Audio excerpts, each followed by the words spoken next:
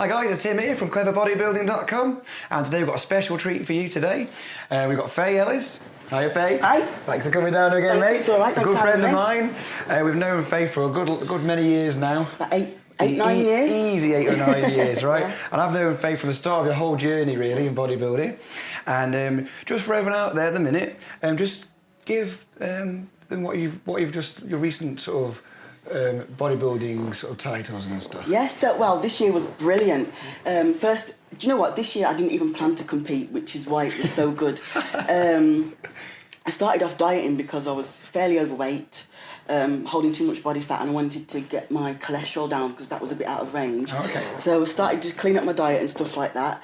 And then it was Barbarian Classic in June, hosted by Sam Bennett, and it was like 6 weeks out, and I said to Chris Wormley, who's my coach by the way, I said to Chris, do you think you can get me in shape? Because I'd lost like 9 or 10 kg already in like 5 weeks. Wow. So he was like, yeah, I think we can do it. Yeah. So I remember the pictures. Yeah, exactly. So I did that, and I got first. Well, I did women's bodybuilding. We love women's bodybuilding. I got first in that, and then he put me in bodybuilding overall against the guys, and I was like, are you for real? And he was like, yeah, you've got to do it. So I did it, and I won. So that was I was not expecting that, because the class 1 guy, Jim, was just fantastic. So that was a nice surprise. But then I did women's physique as well at Barbarian, and won that, and won women's overall as well. So I took 4 titles there. Fantastic. You've got a room full now, haven't you? Yeah, exactly. And then a couple of weeks later, I did Two Bros Grand Prix at Watford, Women's Physique Open, took first place there, which qualified me for British finals, which are in September. Wow. Which obviously would have been for pro card, but we like to do things last minute. So I said, shall I go to Portugal, Amateur Olympian Portugal? So I did that, and I do women's physique class A, which is like tiny girls. Won that, and I got second in overall and got my IFBB Pro card. So there you go. So there you guys, we've got a living pro right beside me now. I'm so chuffed for you, Fay, honestly, because I know how hard you've worked for it. Thank you. So you've done this over a long time, and just to give everyone a bit of an idea of your physique, we've got a nice picture here for you.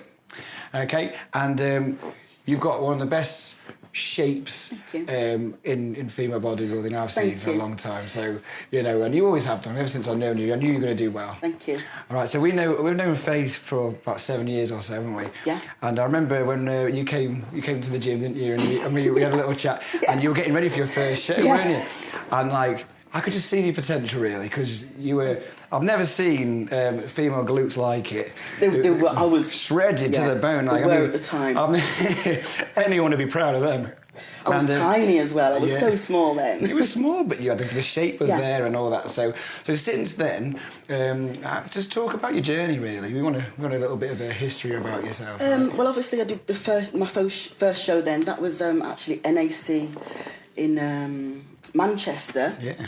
Went straight into figure, so no bikini or anything, straight in with the big girls. I got third then, and then went and did their universe in Hamburg, and I got 9th, so I didn't place, but that's what spurred me off, because I just enjoyed it so much. I thought, this is just great, I've got to carry on and do it. Yeah, that's cool. What do you enjoy most about it then? Do you know, it's really difficult to pinpoint one thing, because when I used to train before competing, it was more for strength. Yeah. I don't know, I just love picking weights up and throwing them around, really. And you love the competing side of it? I love the competing side now. You got some good friends and stuff, haven't you? No, I tend to keep to myself, if I'm honest with you. I know a few of the other girls, but I don't get in with anybody. Okay. I just find it's easier to just keep it that way. Okay, that's very good. Yeah. So from the first show? Yeah. Talk about your journey. Where do we go next? So that was 2013. Yeah. The next show after that was a year after that. Cool. And then I started with Chris Wormley, actually. Is that the year you started with Chris? Yes. Cool. Well, I started dieting by myself And I thought, actually, I'm going to need some help now. Because before that, you had someone quite famous helping you out, didn't you? Yeah, Dexter Jackson was helping me out. Yeah. With the diet, that was insane. Yeah, that was absolutely crazy. So, but I'll admit it, it was probably the most difficult diet that I've ever done, and because I didn't know anything about it back then, I wouldn't do it that way. No. Ever again. Yeah. No. Okay. You learned, didn't you? Yeah, exactly. And everybody's different, so yeah, for sure. It definitely. So 2014, I started dieting myself again. I wanted to do the NAC show again because that's the only show I knew. I didn't know anything about literally anything. So then I started with Chris. No, Dom was using Chris. You remember Dom? Yeah, sure. Dom was using Chris, so I said, "Oh, put me in touch." So he did, and Chris had a slot available for another client, and he was like, "Oh, I think you'd do really well in athletic figure, in NABA." So I said, "Oh, we'll give it a go." So we did that, and I got third. Wow. That was at the UK, so that would have been November 2014. Did it qualify me for Britain? Yeah, it qualified me for Britain. Yeah, it would have done. The year after. So I had, and this was the first time that I'd ever had any guidance for off-season diet, for absolutely anything. Yeah, because so it makes a difference, doesn't it? It makes a hell of a difference. So when I actually went into off-season after the UK in 2004, NABA UK in 2014, and had a structured diet and was being pushed through training, I grew like a weed. It was insane. How much weight did you put on in that year? The first year, my first ever show, I was on stage at 49 kilos. That's tiny. God bless you. And then when I got to women's physique, because I swapped, I went to UK BFF. Yes. So we did off-season from 2014, and then we were heading for NABA Britain. That's right. But I started dieting, and I was in very good shape, and I was a lot bigger. So Chris had a couple of clients in UK BFF Warrington. Right. So I said, I'll just jump in that in women's physique, and I won that. Wow, so that's the IFBB Northwest, was it? Northwest, that's right, yeah. So, and I was on stage then at like 54 kilo. Oh, so a good stone nearly. So and that was in like a matter of what, six months. Wow, you really smashed it on, didn't you? Definitely. Quality. Yeah. That was probably one of my best looks, and even though I wasn't as lean as I should be, there was a great balance of like fullness and dryness, and I just looked brilliant, and no stress as well. I think when you're planning to do a show, I think it's quite a lot to. It can be stressful, can't it? Yeah, definitely. And that can make a big difference to a look. Yeah, you do want to keep those cortisol levels down, don't you? Yeah, exactly. You know? For sure. Yeah, so I did Britain that year. After Northwest, I went and did Body Power and won that in women's physique as well. Fantastic. And then I did NABA Britain that year as well, and I got third in athletic figure. Okay, it's not bad at all. It's not bad at all, is it? No, you had a very good year. That was 2015. Did you have a year out any of those in between any of these dates? Last year I had quite a lot of time. Last year I even took a good few months off training. Right, okay. Did I compete in 2016? I'm sure I did. I can't remember what though. That's really bad, isn't it? That's cool. God. I'll have to have a look back. But no, I've not really had that much time off in between. Right. Do you think that's helped you out along the way? No, because now that I've had... The longest time I took off was last year to this year, and I've made the best improvements, I'd say. Oh, okay. So you had 4 months off last year? I had 3 to 4 months off training. Wow. Off everything. And your food what was your food like? Shit, to be honest. Really? Yeah. And because you reckon that just sort of resets the body and all that? It's like... No, I just got fed up because I did loads of... last year I did a lot of shows, and by the time that I'd done WABA Worlds in Italy, I got 6th in figure. My body and my head was just so tired. Right. And I didn't want anything to do with gym. Fair at play. all. Wow, so you just completely stopped it? Completely stopped everything. Wow, and you bounced back well. Definitely. And I think you can't be good at... If your head's not right, then your body's not going to follow through anyway. No. So sometimes it's just good to do what your body feels like doing. Yeah, well, there you go. It's good. Maybe a lot of people could probably relate to that. Definitely. Rest is really important. Yeah, because I mean, I know a lot of people there who would never take a day off training in their lives, but, you know, and if you're not ready for it, then take time off. Yeah, exactly. Yeah, and definitely. Fay is living proof that you can have 4 months off and come back and become a pro. Exactly. Exactly. And last year I was on stage probably about 57 kilo.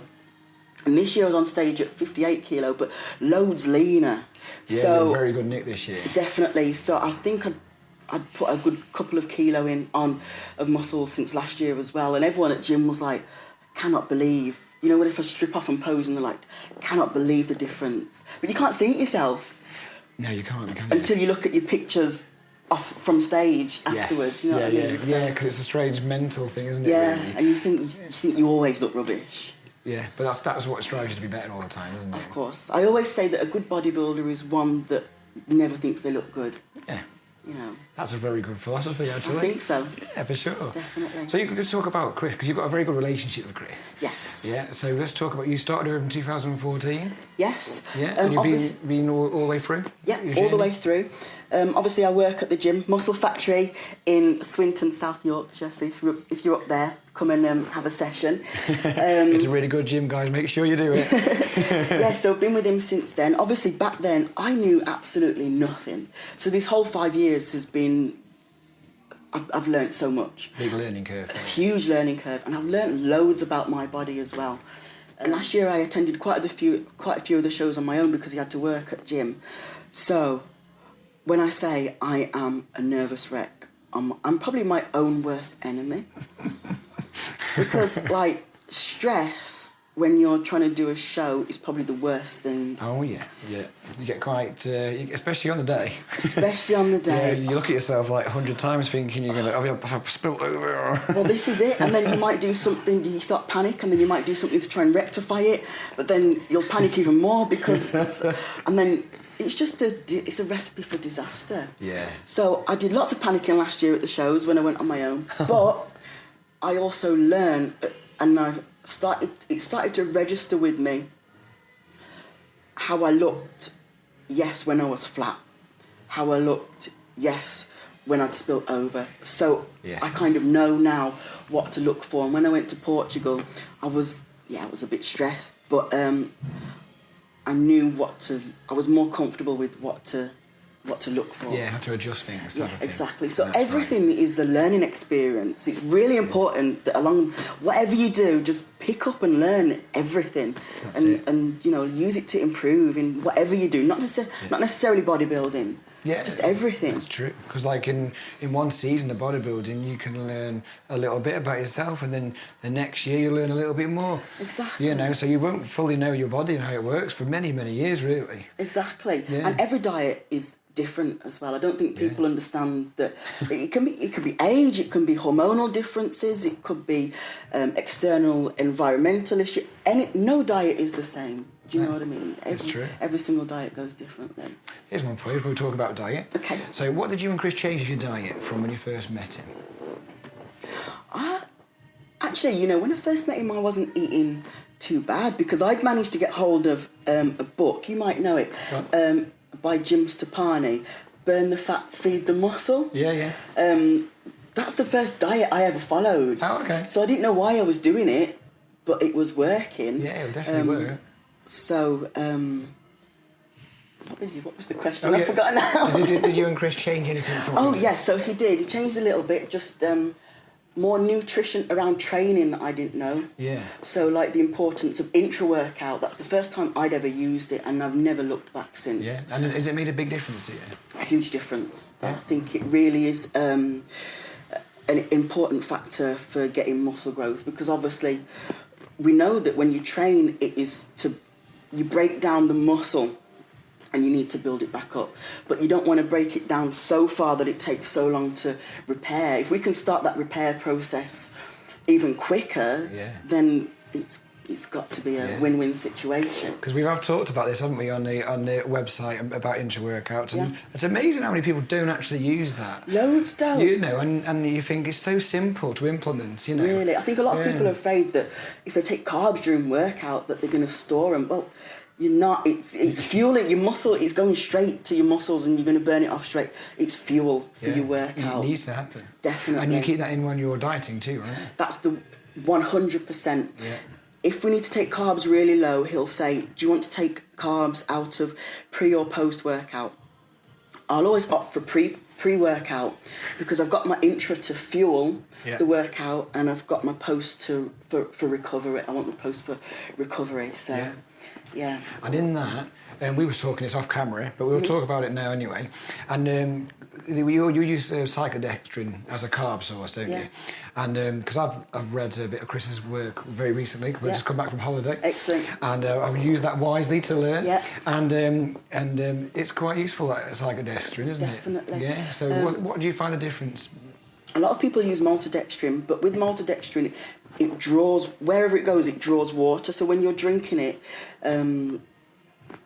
it goes into the gut because it's not pre-digested like cyclodextrin. So maltodextrin is going to go into the gut and it's going to draw water. It's going to trap water to it. So that's why people get a lot of bloating and stuff. Yeah, you can feel yourself glugging around, can't you? It's horrible, isn't it? Yeah, you don't want that during, especially if you're training legs or a big body part. Do you know what I mean? In smaller amounts, like 20, 30 grams, maltodextrin's fine. But I think if you really want to have a good, effective workout, then cyclodextrin is the way to go because it is pre-digested. So it just feels nice. It's good. I mean, I've used it this week for the first time ever. Yeah. And I've definitely noticed I've not been as bloated in the tummy and the training's been much better as well. Excellent. Yeah, so I'll definitely take that on the hand. Definitely. Yeah. I think a lot of people who haven't used intra-workout, I think they think it's like you're gonna have an amazing workout. Do you know what I mean? Like they might compare it to like a pre-workout or something like that. But it's not until you start using it and then you forget your intra-workout that you think, shit, I'm missing something. My workout's lacking. I've not got as many reps out or something like that. So and I guess also it's a long-term thing because if you're adding this nutrition in over a long period of time, you're more likely to grow better over a period of time, aren't you? And you won't recognise that, will you? No, exactly. Yeah. Nothing is instant, is it? No, it's not. Bodybuilding's long-term, and we all know that. Definitely. And if you are looking for fast results, then they're not going to stay around for very long, I'm afraid. They aren't, are they? So, no, it takes time. It does. Pay note to that. Yeah, definitely. That's cool. So is that the main thing that you changed then, the intra-workout stuff? Yes, and he implemented Refeeds. So when we get down to a certain body weight. This is for dieting, isn't it? This is for dieting, yeah. When we get down to a certain body weight, then we will be allowed after training like a big body part like legs or something, then we'll get a bit more food to eat and stuff like that. I'd never done that before. Well, you tend to find that will actually improve your weight loss, actually, don't you? 100%. Yeah. And even now, I'm still scared. At first, I'm like, oh, that's great, yeah, it's working. When you get to a point when you're fairly lean, as you know, your mind doesn't work quite as well. This is true, yeah. So he'll be like, right, you need to have a feed. And I'm like, yeah, but I can't. And he's like, I'm going to get fat. Yeah, exactly. And then he's like, no, you need to have it because you can't go too deep, basically. Once I go too deep in, it's hard to recover. Yeah. So I want you to keep it ticking over. And like you say, it speeds everything up. It definitely helps. It's crazy. Doesn't it? Do you have just a carb up a day, or do you have like a meal where you go to like a restaurant and have a meal? Like, what would you do? For like a refeed, maybe like one meal. Out like or, either. Yeah. Sometimes I go out. Sometimes I get stuff in. Or cool. So don't just keep it clean type of thing. No. So you go a dirty meal. Like. Definitely. Yeah, that's cool. Yeah, I try and on contest prep anyway. We try and shy away from dairy. Yeah. I'm really bad with like sweet stuff. So I will literally go and buy the whole shop and eat it all. Yeah, it can be quite disastrous sometimes. I'm a burger man, to be fair. Oh, I love a burger as well. Oh, terrible bad for that. Brilliant. Every cheat meal, I'm like, oh, let's go find the biggest burger ever. Exactly, it's bad, isn't it? Yeah. But I used to have a lot of sweets as well because he didn't. To start off with, he set us like a carb amount. And it would include fast sugars and that straight after. Okay. So I would have like Haribo sweets and stuff like that. Actually, it's quite... The longer I've stayed with him, the more I've seen that things like that are more detrimental. Okay. They don't seem to... how can I say? I don't know.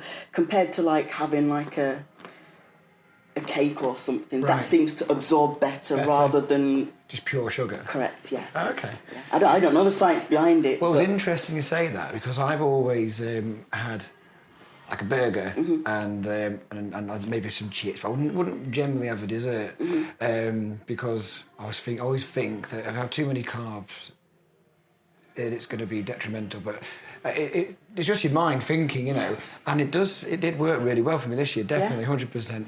And in the past, I've had.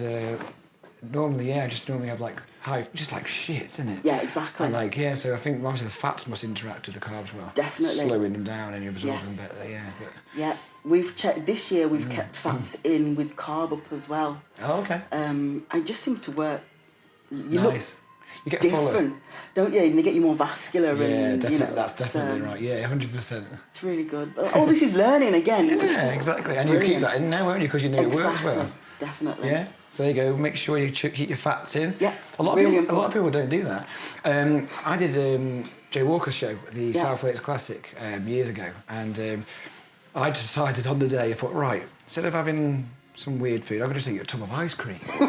You know, before the show, I thought, fuck it, But I thought, I was trying to think logically. I mean, obviously it was diet brain, you know, and I thought, right, it's a bit wet, so I'll make glycogen from the sugar that I'm eating. So water and sugar makes glycogen, and then it's got fats in there.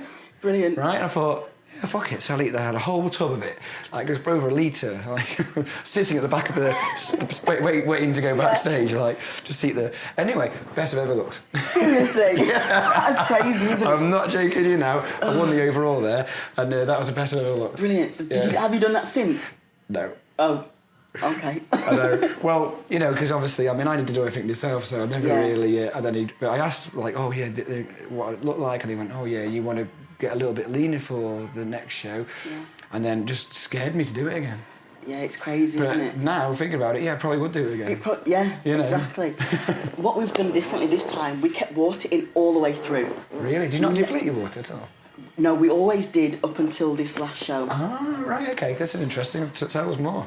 Well, we'd heard a couple of people saying it, and we know quite a few people that leave it in. Right. And it's really silly because when you finish the show, right, and say you eat some shit and you're holding water, what do you need to do?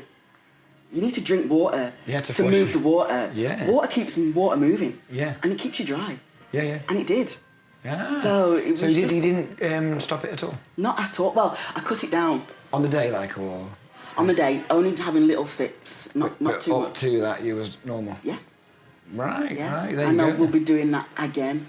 As well, I think, when you carb up, obviously, you're taking quite a lot of food in. When you cut your water, it can leave you quite bloated because you can't go to the toilet. Yeah. Because you need water to pass food through. Yeah. So that was another thing that made a huge difference. So I'll definitely be keeping it again. Because, it's interesting, isn't it? Because if you do cut your water out a lot, you can't make glycogen without water. Exactly. Right, so how are you going to fill up? Yeah, exactly. How are you going to get full? It doesn't make any sense, really, So that's where you do find a lot of people get very, not full.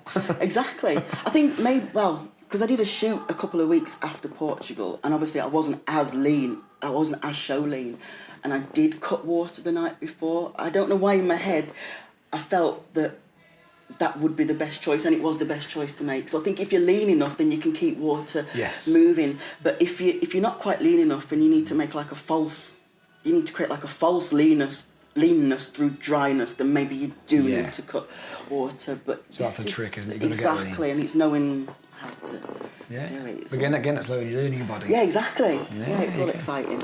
So, where did you Did you change anything around about your training when you met Chris as well? So, from Yeah. the 2014 mark. Well, I knew how to train. You trained a long time. You Yeah. 18 years you trained for, haven't you? For now, I've trained up to now. I've trained for 18 years, and I just used to look online at people's workouts and try different things. Saying that, make sure you see our workout in a minute. Yes, So there's gonna be good. there's another video coming up. Yes. All right. It'd be brilliant. How to plug that? It was, yeah, he did change it. I couldn't tell you what he changed.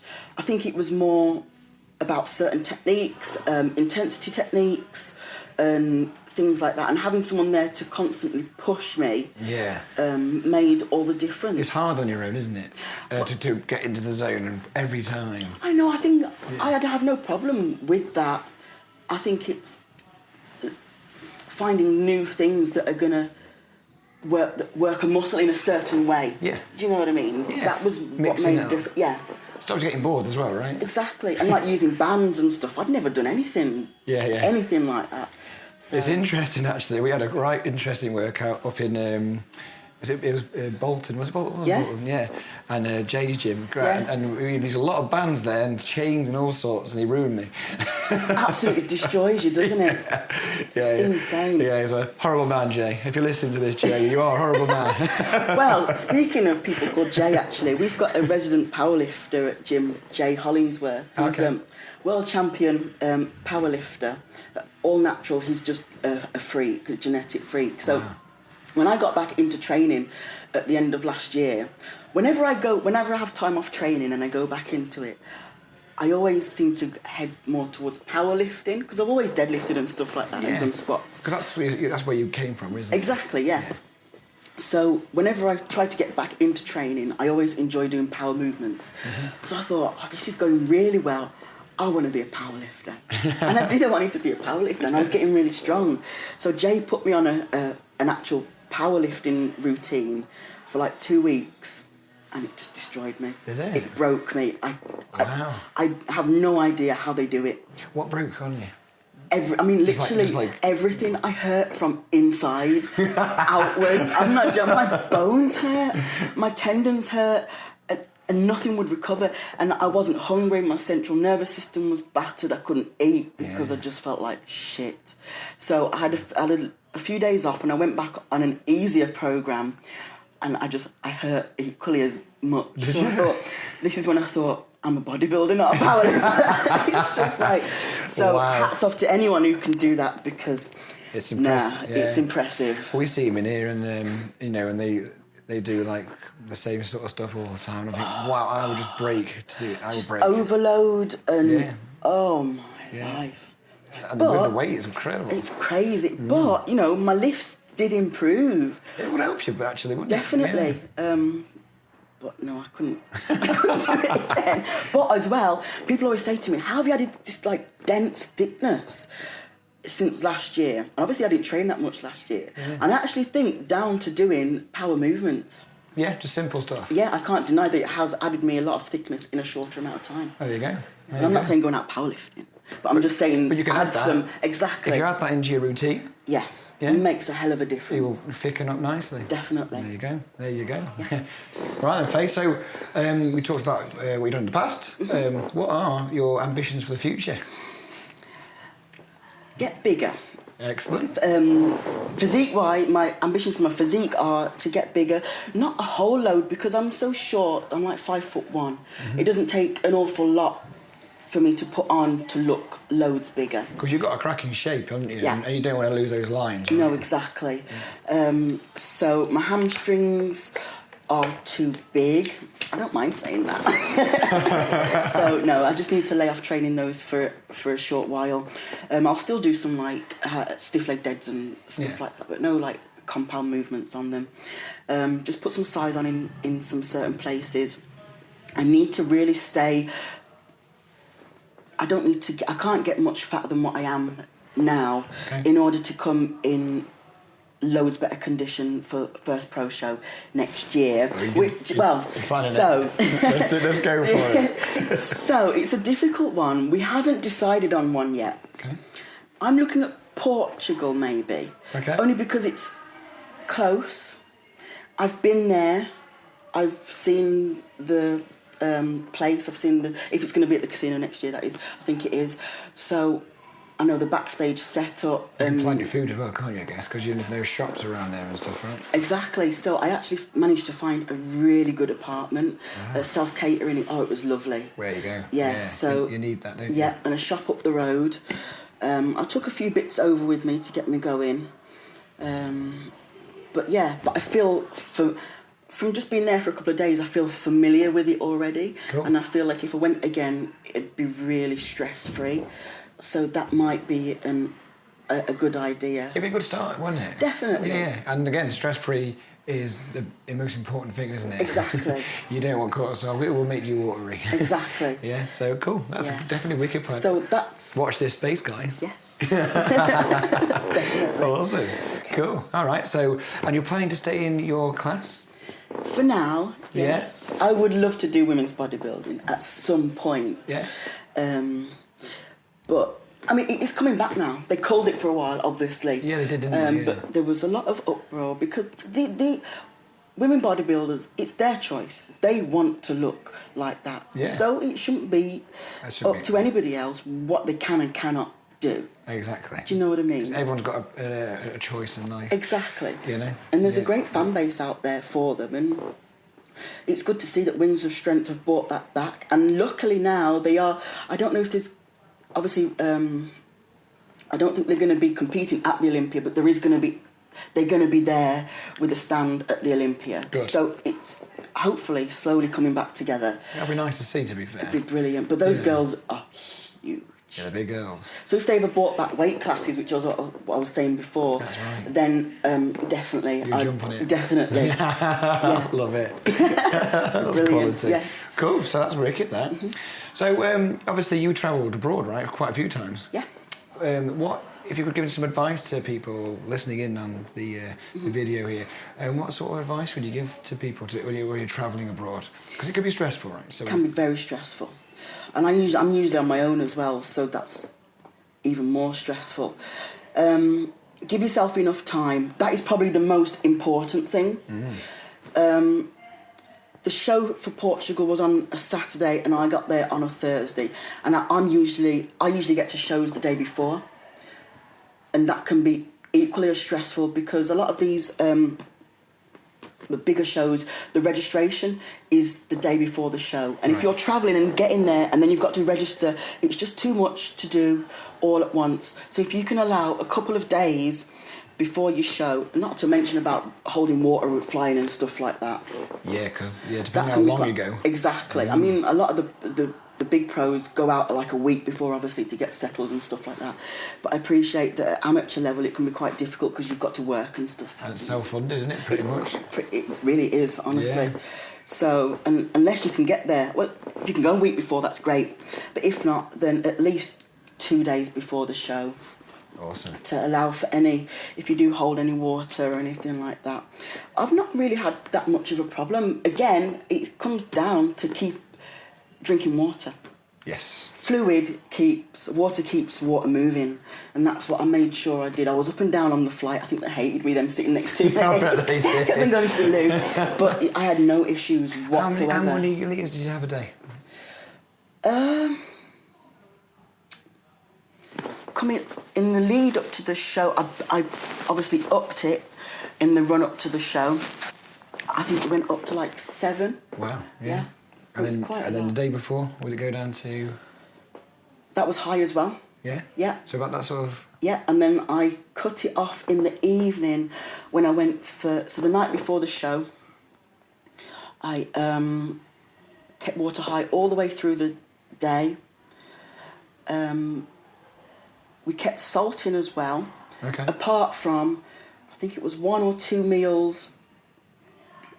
I went for like a steak and chips at like 9 or 10 o'clock at night. So the 1 or 2 meals before that, I cut salt out, but kept water in just so I could flush it out. Yeah. So when I had that high fat, high salt meal, it just sucked everything in. Wow. And it worked really, really well. Oh, yeah, okay. And the meal, well, I remember eating it thinking, this is like really, really salty. But it worked really, really well. Wow. And I think in the past I've been probably scared to put that much salt on, but now I will be in future. Yeah, because actually reading Chris's book, yes, he does talk about salt loading in there, which I found quite interesting. Yeah. So there you are. It's proof that that's working nicely. Yes, definitely. We've done it. We've cut salt out as well. Yeah. And especially for myself, I need to be full, and you need salt to have that nice full. Yeah. Oh, you do. Yeah, it's true. Yeah, you can again be quite flat about it, can't you? Definitely. Yeah. So, yeah. There you go. That's impressive, like stuff. Yes. Awesome. Right then. So basically, we're going to talk to people now. Advice: if someone's a lady bodybuilder or wannabe, new start, wants to get into it, give them a word of advice. What should they do? Oh, that's a difficult one. Should train hard. If it's someone that's never done, if it's someone who's never done it before, he wants to get into it. He's maybe training, and then thinks, oh, okay, I want to do women's bodybuilding here, and then what the first bit of advice, the most important bit of advice you would give them to get into it? Oh, that's a difficult one. It's a tough one, isn't it? It really is, yeah. Would it be find some knowledge? Yeah, I think so, definitely. I have competitors message me on Facebook. I also have competitors' partners text me on Facebook, and I always say, anytime, any questions, just if they pop up, just message me and I'll answer them for you. But just don't be afraid to train heavy. Yeah. I think that's the main thing. If you want to add muscle, if you don't want to be a bodybuilder, but you want to get leaner, train heavy, because adding muscle is metabolically active tissue, so it burns calories all throughout the day. Fat is just sat there doing naught. So if you train and add just a little bit more muscle, you're going to be burning calories just going through your day-to-day activities. Do you know what I mean? It's true, yeah. So, no, it's true. You'd be surprised how many calories you can take in, actually. Exactly. And you're like, wow, I'm actually eating loads more than I was before. I'm not. Definitely. And I'm putting a lot of weight on, yeah. And I've got to eat more. Definitely. Yeah. And so train heavy. I train everything. I have a lot of ladies saying they don't want to train chest, and I'm like, why not? It's a body part. You're not completing your body parts, are you? Just train everything. If it's there, train it. You get a lot of ladies, don't you, just to train legs, don't you? Yeah. And that's pretty much it. And well, women are naturally stronger on lower half anyway. Yeah.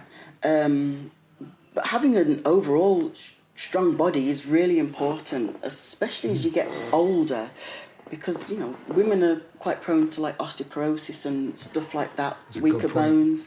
So it's just going to protect you against everything. And it's going to help you, carrying shopping, I don't know, with kids, grandkids, everything. Yeah, impact training will improve your bone density. 100%. Yeah, that's true. There's people that have been in car accidents. Don was in a car accident. Yeah. And the doctor said to him, the nurses said to him, if it wasn't for the muscle mass that you had, then it would have been a lot worse. Yeah. Recently, one of Chris's clients has been in an accident. Really? And they've said exactly the same. So it just protects you as well. That's some wise words there. Yeah, Thank definitely.